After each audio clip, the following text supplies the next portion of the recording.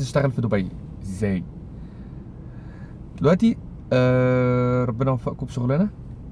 تمام، اتفقتوا وعديت من الانترفيو والتاني والناس قالت لك اوكي، خد الفلوس، هتاخد مرتب قد كده. لازم المرتب ده انت تبقى عارف انت عايز قد ايه المينيمم بتاعك او الشغلانه بتاعتك دي سوقها بكام، علشان ما يضحكش عليك، لان عادي بيضحك عليك في كل حته في العالم. طيب وبعد كده المينيمم بتاعك ده اللي هو قد ايه ده انت ممكن تحسبه، يعني هنتكلم وهكتب لكم شويه المصاريف عامله ازاي عشان تعرف انت عايز تعيش بشكل عامل ايه، فلازم تقبض كام. والسوق بتاع شغلانتك دي هقول لكم برضو طرق تانية هكتبها لكم ازاي تبقوا عارفين تعرفوا السوق بتاع الشغلانه بتاعتك دي كام. بس انت لما يوافقوا عليك في الشغل هيديك اوفر ليتر، والاوفر ليتر ده لازم تمضي عليه. فانت ما تمضيش عليه، يعني اول يوم تاخد منهم الاوفر ليتر كده وتقول لهم لا ايه، هراجعه واجي لكم، ما تمضيش في نفس اليوم. فتقوم واخد الاوفر ليتر، تقعد تقرا الاوفر ليتر ده. هيبقى حاجه من الاتنين، يعني في حاجه اسمها عقد ليميتد او عقد انليميتد، محدود الفتره او مفتوح الفتره. محدود الفتره ده يعني يقول لك عقد، انت عقدك سنتين، عقدك 3 سنين، ماكسيمم 4 سنين حسب القانون يعني، وبعدين يجدد بعد كده بعد ال4 سنين.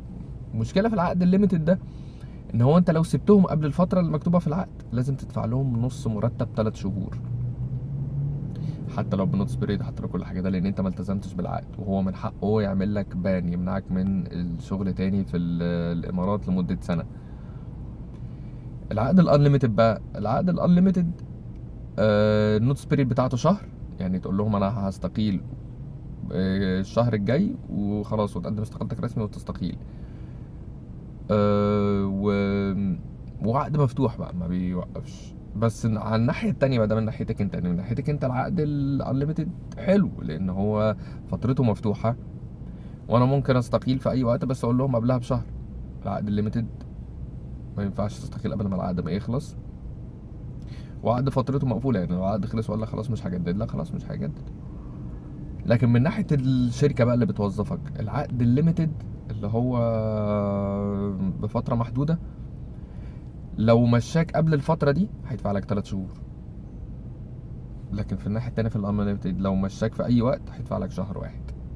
عشان كده يعني هي دي ليها مميزات وعيوب، كل واحد واختياره يعني. بس فانت لازم تعرف العقد ده ليميتد ولا انليميتد، لازم تعرف الجريس بيريد بتاعتك، فترة الاختبار ماكسيمم تبقى 6 شهور، هي من 3 ل6 شهور. في خلال فترة الاختبار دي يمشيك من غير ما يديلك أي حاجة.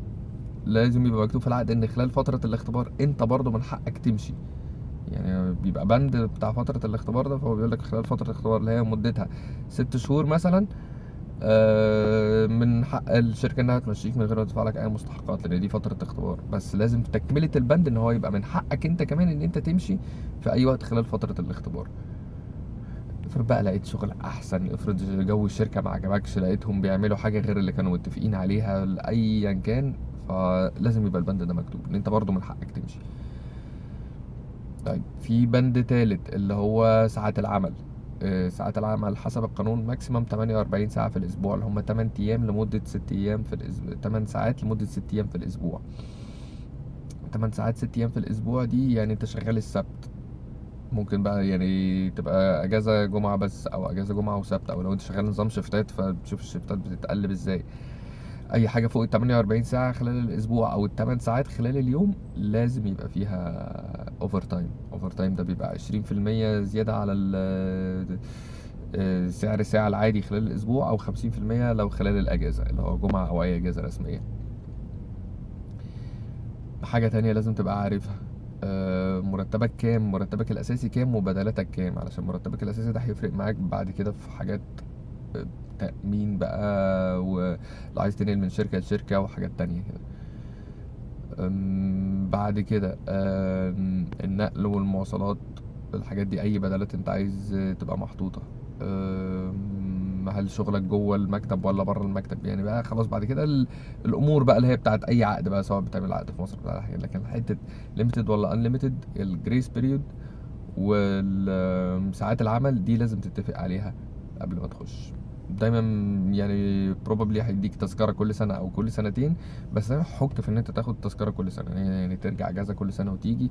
الاجازه بتبقى 30 يوم او 22 يوم، وبعدين تركز بقى هل هي 30 يوم عمل ولا 30 يوم بس، لان 30 يوم بس يعني 22 يوم عمل برضه، او اقول لك 22 يوم عمل ان هي اجازه شهر. فراجع عقدك كويس، تابع النقط اللي قلنا عليها، و ما تمضيش في ساعتها، خد وقتك. العقد ده حاجة مهمة جدا، انت لو مضيت العقد انت يعني هتلبس، فانت لازم تبقى متأكد ان انت ماضي على العقد انت ضامنه. اوكي، لايك، سبسكرايب، شير، انفع الناس عشان الناس تنفعك، اعمل خير عشان ربنا يكرمك.